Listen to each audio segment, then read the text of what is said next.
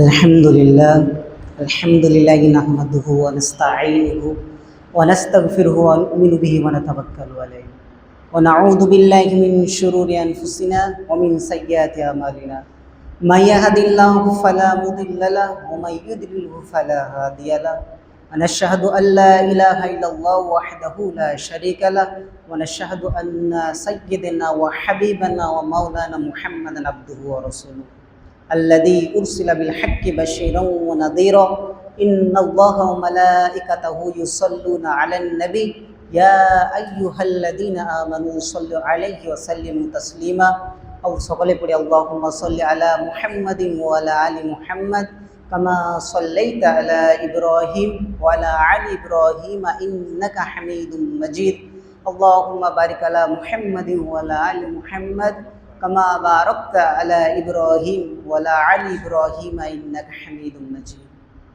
সর্বপ্রথম সমস্ত প্রশংসা সেই মহান স্রষ্টা আল্লাহ রাব্বুল আলামিনের জন্য, যিনি বড় ভালোবেসে আমাদেরকে বাদ মাগরিব অর্থাৎ মাগরিবের নামাজের পর একটা দ্বীনি মজলিসে অর্থাৎ মাদ্রাসার ইবতিদায়ী শুরুয়াতি দৌর, ইবতিদায়ী মানে কি শুরু, এই শুরুর একটা ছোট্ট পারা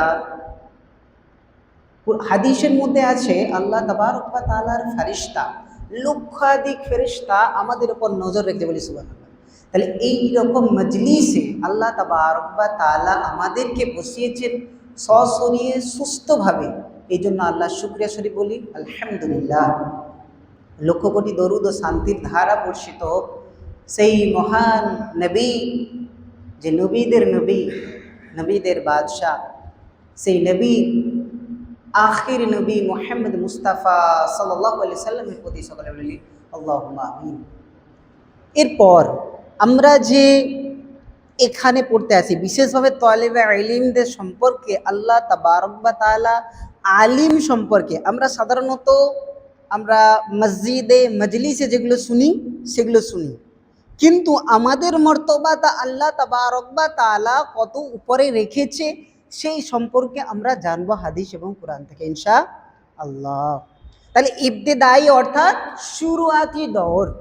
এখন যদি তুমি মনে করো তোমার আব্বা তোমাকে পড়তে পাঠিয়েছে, তুমি শিক্ষকরা সবসময় তোমার উপর নজর রাখতে পারবে, নজর রাখতে পারবে, কিন্তু তুমি তার ফাঁকে বিভিন্ন রকম খারাপ পড়া থেকে বিরত থাকো, তাহলে নাফরমান হচ্ছে না?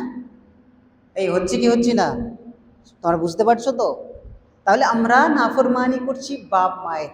এটা অন্যদিকেও যদি আমরা লাগাই, স্কুল কলেজের দিকেও যদি আমরা লাগাই, এটা ঠিক সেরকমই। এরপর যদি আল্লাহ না করে আমরা একটা আরশে আমরা পৌঁছালাম, বয়স আমাদের হলো, এরপর যদি আমাদের বাচ্চাদেরকে আমরা পড়াই, মাথার ঘাম পায়ে ফেলে আমরা যদি তাদেরকে মাদ্রাসায় পাঠাই, আমরা যদি কোনো প্রতিষ্ঠানে পাঠাই, আমরা যদি কোনো কলেজে পাঠাই, এরপর যদি সেই ছেলে পড়াশোনা ঠিকঠাক না করে, তাহলে আমাদের কতটা কষ্ট হবে? কষ্ট অধিক হবে কি না? তোমরা বুঝতে পারছো?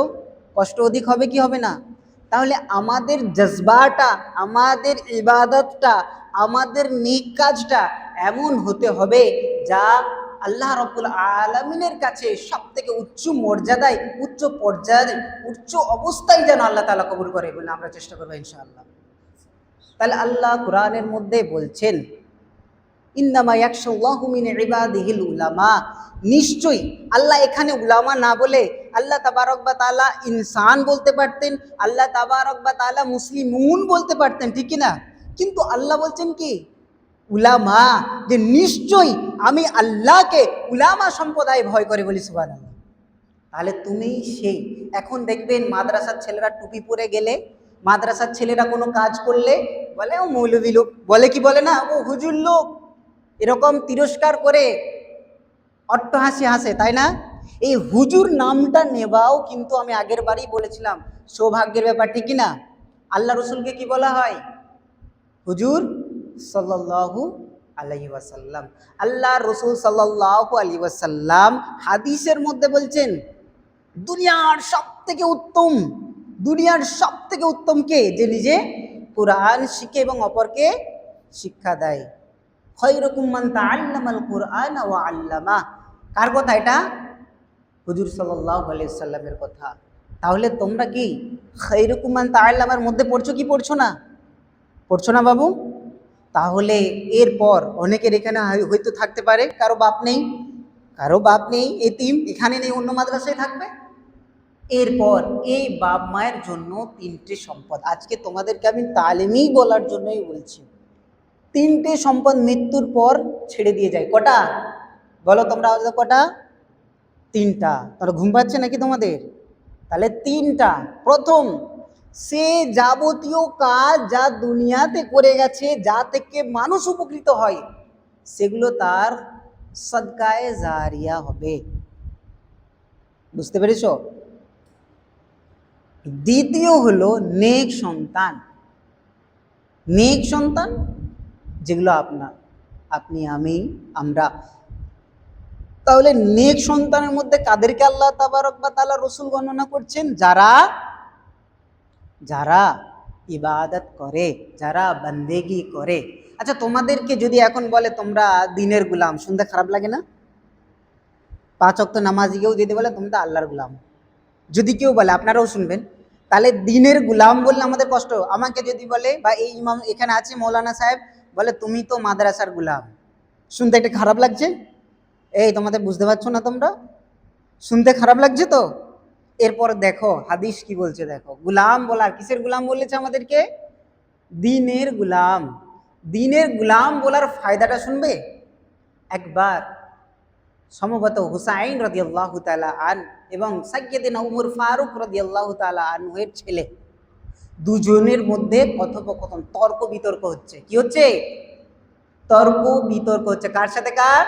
হযরত আলীর ছেলের সাথে রাদিয়াল্লাহু তাআলা আনহুর ছেলের সাথে হযরত সাইয়্যিদিনা উমর ফারুক রাদিয়াল্লাহু তাআলা আন। হযরত উমর ফারুকের ছেলেকে হযরত আলী রাদিয়াল্লাহু, লম্বা ঘটনা, শর্ট করে বলছি, যেগুলো তোমাদের বোঝার জন্য, তোমাদের কাজে আসার জন্য। সাইয়্যিদিনা উমর ফারুক রাদিয়াল্লাহু তাআলা আনহুর ছেলেকে হযরত হযরত আলী রাদিয়াল্লাহু তাআলা আনহুর সন্তান কি বলে? তোমার আব্বা তো আমার নানার গোলাম। শুনতে খারাপ লাগে না? আমার আব্বাকে যদি বলে গোলাম, যদি বলে আমার নানার, মানে কি? নবী সাল্লাল্লাহু আলাইহি সাল্লাম কার নানা? হাসান রাদিয়াল্লাহু তাআলা নানা, বা হুসাইন, দুজনের মধ্যে একজন হলে ওর নানা, ঠিক কি না? এরপর সে একদম কষ্ট, এতক্ষণ তর্ক হওয়ার পরে এই কথাটা বলতেই তার কিন্তু প্রেস্টিজে লেগেছে। কিসে লেগেছে? তার সম্মানে লেগেছে। তাড়াতাড়ি গেছে শিকায়ত করতে। কার কাছে গেছে? তার বাপ সাইয়্যিদিনা উমর ফারুকের কাছে। বুঝতে পারছো তোমরা? সাইয়্যিদিনা উমর ফারুক রাদিয়াল্লাহু তাআলা আনহুর কাছে গিয়েছে, গিয়ে বলে, আব্বা, হুসাইন রাদিয়াল্লাহু তাআলা আন, হুসাইন বলছে, আলীর ছেলে হুসাইন বলছে, তোমার আব্বা তো, তুমি আমার সাথে কি ঝামেলা করছো? তুমি আমার সাথে কি রাগ দেখাচ্ছ? তোমার আব্বা তো আমার নানার গোলাম। বলছে হুসাইনকে ডেকে নিয়ে এসো। তোমরা বুঝছো তো? কান দিয়ে তোমরা শুনবে, বিশেষ করে তোমরা এর পরে এখান থেকে আল্লাহ যদি নিয়ে যায় একটা জায়গায় যাবে, অনেক রকম মানুষের ফেস তোমাদের হবে। কখন তোমার সামনে একজন একরকম বলবে, পিছনে আর একরকম বলবে। কেউ তোমাকে তিরস্কার করবে, কেউ উঁচু গলায় কথা বলবে। তোমাকে ওই সময় তোমার মেজাজটা হারালে চলবে না, ওই সময় সবর করতে হবে। এরপর দেখো এই ঘটনা থেকে শিক্ষা নিয়েও, সাধারণ আমরা জীবন যাপন করতে গেলে এগুলো লাগবে। মাদ্রাসার সাথী ভাই তোমাকে একটা মারলো, তুমি গিয়ে শিকায়ত করতে শুরু করে দিলে, মাদ্রাসার সাথী ভাই অপর সাথী ভাইয়ের সাথে ভালো ব্যবহার করতে হবে। একজন সাথে ভালো ব্যবহার করতে হবে কিনা? তাহলে উম্মত হতে গেলে ছোটকে স্নেহ করতে হবে, বড়দিকে সম্মান করতে হবে। তোমরা ছোটরা স্নেহ ছোট দিকে স্নেহ করবে যারা বড়, আর যারা ছোট তারা বড়দেরকে কি করবে? সম্মান করবে। নামাজের সময় তুলে নিয়ে আসবে, পড়ানোর সময় তুলে নিয়ে আসবে। এটাই তো ইসলাম। আল মুসলিমু ইখওয়াতুল মুসলিম, এটাই তো।